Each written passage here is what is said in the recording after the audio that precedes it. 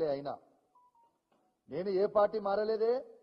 బాజాబ్తు కేసీఆర్ గారి బొమ్మ మీద గెలిచిన, బాజాబ్తు కేసీఆర్ గారితో అండగా నిల్చున్నా, బాజాబ్తు ప్రజల పక్షాన నిలబడి కొట్లాడుతా ఉన్నాను. ఇలా జగిత్యాల సంజయ్ లాగా బ్రోకర్ గాన్ లాగా పైసలకి నేను అమ్ముడు పోలే. పైసలకి అమ్ముడు పోయినోడివి నువ్వు.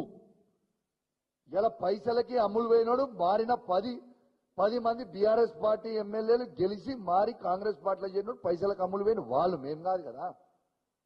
ఇలా బాజాబ్తు డాక్టర్ సంజయ్ జగిత్యాల ఎమ్మెల్యే గారిని ఎట్టు పరిస్థితిలో స్పీకర్ గారు డిస్క్వాలిఫై చేయాలి. స్వయంగా అఫీషియల్ రివ్యూ మీటింగ్ లో మీ ముగ్గురు మంత్రుల సమక్షంలో ఉత్తమ్ కుమార్ రెడ్డి గారు, శ్రీధర్ బాబు గారు, పొన్నం ప్రభాకర్ గారు, ఇతర కాంగ్రెస్ పార్టీ శాసనసభ్యులు ఉండగా బీఆర్ఎస్ పార్టీ శాసనసభ్యులు మొత్తము ఉమ్మడి కరీంనగర్ జిల్లాలో ఉన్న అధికారులు, ఎలక్ట్రానిక్ మీడియా, ప్రింట్ మీడియా సాక్షిగా నేను కాంగ్రెస్ పార్టీలో ఉన్నా అని చెప్పినాక మీరు ఎందుకు డిస్క్వాలిఫై చెయ్యరు అని నేను అడుగుతా ఉన్నాను. మళ్ళా దీని తర్వాత